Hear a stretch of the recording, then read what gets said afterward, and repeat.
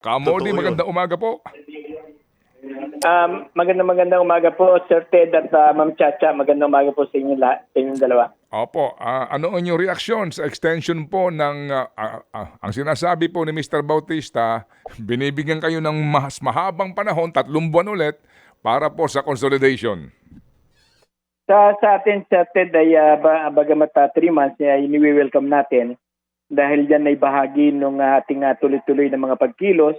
Kaya't naobliga ang DOTR, ang LTFRB at ang gobyerno na magbigay muli ng 3 months na extension. Pero sa atin, Sir Ted, ay malinaw yung ating posisyon na dapat ay pagsuspindi muna doon sa usapin ng programa ng modernization program. Dahil batay nga sa mga ilang kaganapan sa mga hearing, ay talagang hindi ito masusing pinag-aralan ng mga ahinsang ito. Kaya't mismong kahapon, Sir Ted, yung ating dinaluhang hearing sa Kongreso, ay ang panawagan ng mga congressman ay suspended yung implementation ng modernization hanggat pinag-aaralan po. Nangangahulugan ba, Kamodi, na itong sinasabi ni Mr. Jaime Bautista na binibigyan kayo ng panibagong 3 buwan na panahon para sa consolidation ay hindi nyo pa rin gagawin na consolidation?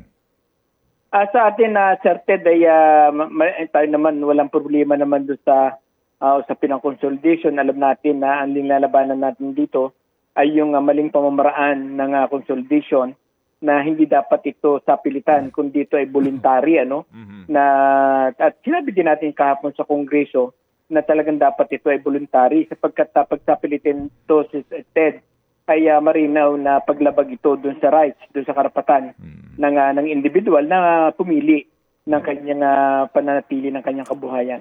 So, yun nga po. So, para ho sagutin yung ating katanungan, kung voluntary ito na consolidation na gusto ho ninyo, dito ho sa binabanggit ni Mr. Bautista, hindi pa rin kayo susunod doon sa kanilang gustong mangyari. Opo, tayo ay sinasabi nga po natin na niwi-welcome natin ang 3 buwan, pero ang sa atin ay pagsuspindi sa programa, sa usapin ng programa ng modernization program. Opo. Sige. Medyo ano lang si Kamodi, ha? Kumbaga, disimulado. So, may tanong ka ba, Cha? Yes po, Kamodi. Yes, Mika. Kasama po kayo dun sa grupo ng mga driver at operator na nakipag-meet po kahapon kay House Speaker Martin Romualdez?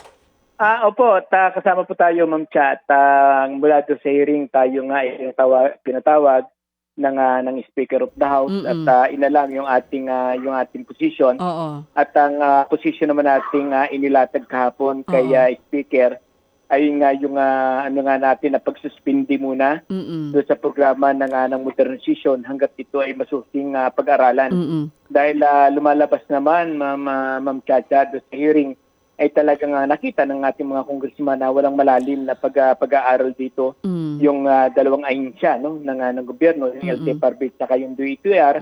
Kaya't mismong yung House Resolution na inaprubahan kahapon sa hearing sa Kongreso ay pagsuspindi dito sa usapin ng implementation. Opo. Eto, napag-usapan niyo po ba doon yung tungkol doon sa problema ng mga kooperatiba na manghiram ng pondo sa mga bangko at yung mga hindi na po nakakabayad ng amortization nakasali na dito sa modernization?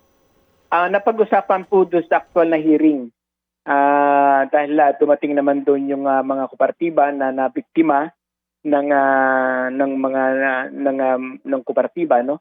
At isa dito yung Antipolo Cooperative ay dumating din po doon at yung sa Batangas dumating din at yung Iloilo at saka yung Bacolod ay dumating din po. Na ito yung mga nabiktima ng corporation at saka ng kooperatiba.